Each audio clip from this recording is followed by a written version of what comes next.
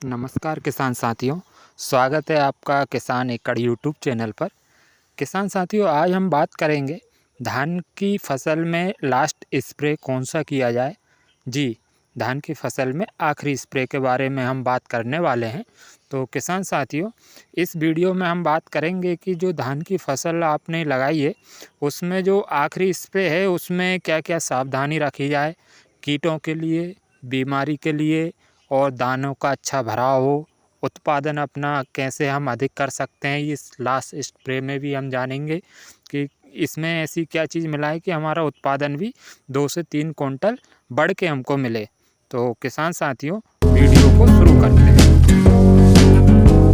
किसान साथियों, जैसे कि मैंने आपको बताया कि जो हमारा लास्ट स्प्रे रहेगा धान की फसल में, हम उसमें क्या क्या सावधानियां रख सकते हैं जिससे कि हमारी जो फसल है वो आखिरी में कटाई तक सुरक्षित हो और हमारा उत्पादन हमको बढ़ के मिले।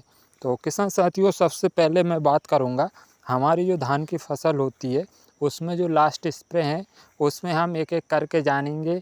एक इंसेक्टिसाइड के बारे में, दूसरा हम फंगिसाइड के बारे में जानेंगे, तीसरा हम जानेंगे पोषक तत्व माइक्रोन्यूट्रेंट्स के बारे में, और चौथा हम जानेंगे कि हमारी जो फसल लगी हुई है उसमें और कौन कौन से इंसेक्ट हमारी फसल को डैमेज करते हैं उनके बारे में। तो सबसे पहले मैं बात करूंगा फंगिसाइड की कि हमको लास्ट स्प्रे में फंगिसाइड क्यों डालना चाहिए। तो किसान साथियों, कई बार आपने देखा होगा कि शुरुआत से ही हमारी जो फसल है वो शीत ब्लाइट के कारण डैमेज रहती है। आपने कई बार देखा होगा, मैं वीडियो में भी आपको दिखा रहा हूँ, जो इस प्रकार के धब्बे आपको पौधे में दिखेंगे। इस प्रकार के धब्बे जो है वो आखिरी तक फसल में रहते हैं। अगर ये फसल आपकी जो शीत ब्लाइट से अगर ग्रसित होगी तो आपकी जो फसल है उसमें बाली भी ऐसे धब्बे आएंगे उसमें कि बदरंग हो जाएगी बाली। बाली के दानों पर भी ये शीत ब्लाइट के धब्बे आपको नज़र आएंगे। तो आपको क्या करना है किसान साथियों कि आपकी फसल को लास्ट स्प्रे में भी एक फंगिसाइड अवश्य लगाना चाहिए। चाहे वो आप हल्का वाला लगाएं, प्रोपिकोनाजोल लगा सकते हैं, टेबुकोनाजोल लगा सकते हैं, या आप एमिस्टार टॉप लगा सकते हैं, या फिर और भी अच्छा टेक्निकल आप लगा सकते हैं। लेकिन एक स्प्रे आप लास्ट वाला जो स्प्रे रहेगा उसमें भी आप लगाइए। लास्ट स्प्रे आपका जब आपकी कुछ बालियां निकल जाती होगी, कुछ बालियों में दाने भी भरा गए होंगे, कड़क हो गए होंगे, और कुछ बालियां ऐसी हैं जो गबोट से अभी निकली भी नहीं होंगी, तो वो अवस्था में हम फंगिसाइड लगा सकते हैं। तो हमारी फसल में क्या उस चीज़ के रिज़ल्ट मिल भी जाएंगे। तीसरी चीज़ क्या रहेगी कि जो भी डैमेज पौधा रहेगा हमारी फसल में शीत ब्लाइट के कारण, तो जो अभी नहीं निकली है बाली, उसमें हमारे पास क्या रहेगा कि हमने अगर स्प्रे कर दिया तो उसके जो दाने हैं वो बदरंग नहीं पड़ेंगे। तो इसलिए ज़रूरी हो जाता है कि हमारी फसल को लास्ट स्प्रे में भी हम फंगिसाइड लगाएं। अब बात करेंगे किसान साथियों इंसेक्टिसाइड की कि हमको इंसेक्टिसाइड क्यों लगाना चाहिए। तो कौन सा इंसेक्टिसाइड हमको लगाना चाहिए। तो किसान साथियों, होता क्या है कि जो हमारी धान की फसल रहती है, गबोट के बाद दाना भरने तक, कटाई तक, एक कीट ऐसा होता है जो धान के किसानों को सबसे ज़्यादा परेशान करता है।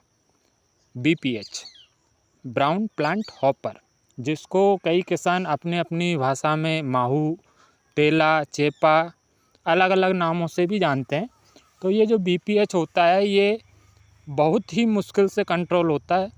हल्की दवाएं इस पे काम ही नहीं कर पाती हैं।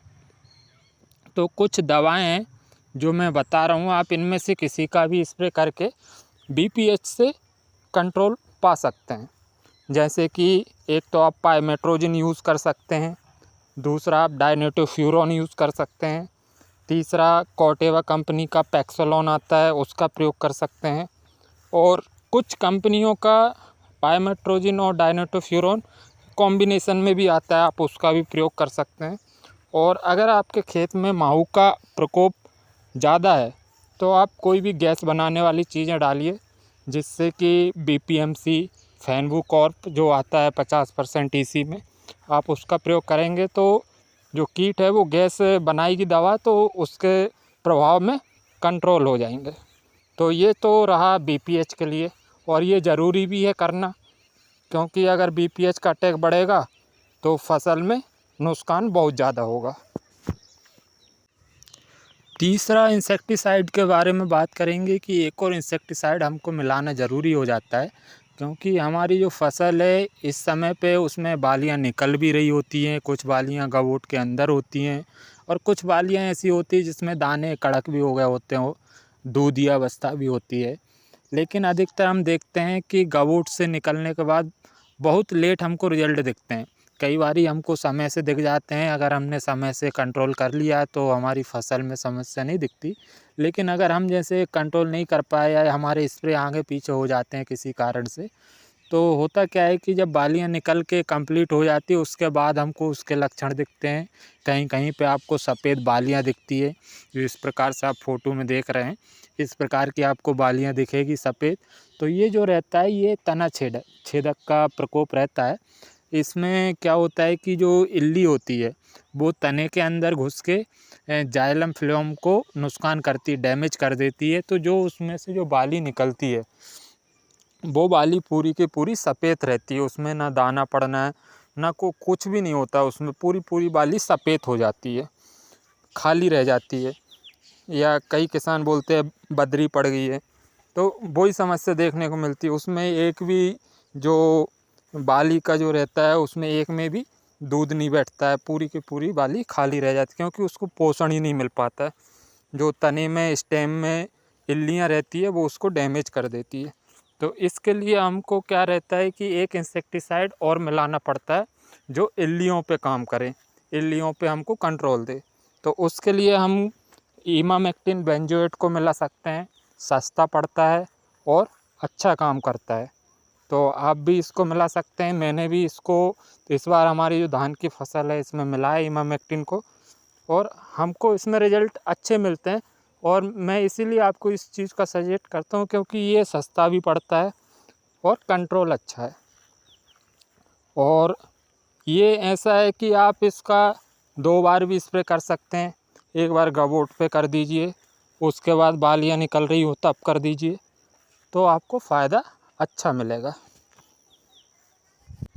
अब बात करेंगे किसान साथियों आखिरी चीज़ की और महत्वपूर्ण चीज़ की, कि हमको इसका प्रयोग क्यों करना चाहिए। जो मैंने शुरू में ही आपको बताया कि माइक्रो न्यूट्रेंट्स हमको क्यों डालना चाहिए।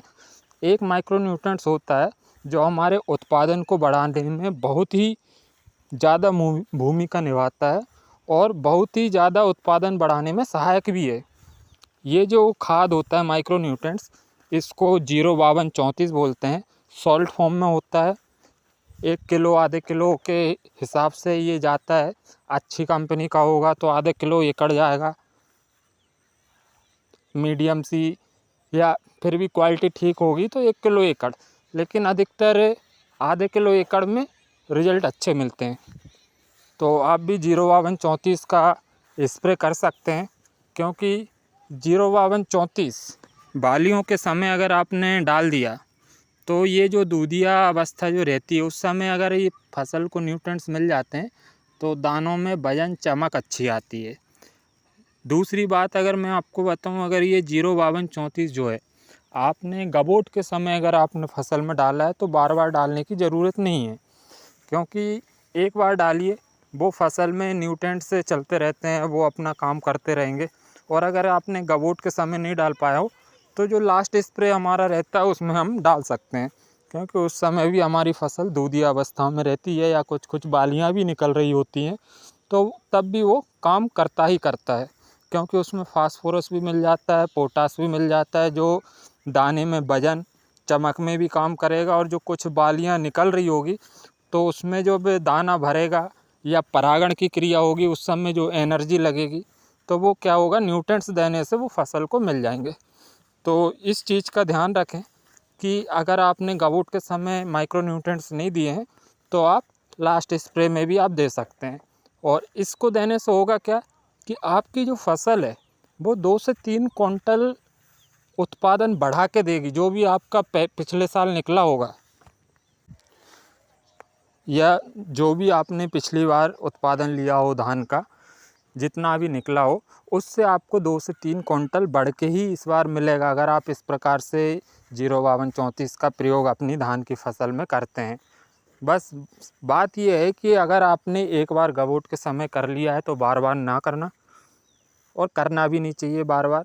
एक बार करिए, या तो गबोट के समय जब बालियाँ ना निकली हो उस समय कर लीजिए तो सबसे ज़्यादा फ़ायदा मिलेगा, क्योंकि पूरी के पूरे खेत में बालियों को एक समान न्यूट्रिएंट्स मिलेंगे।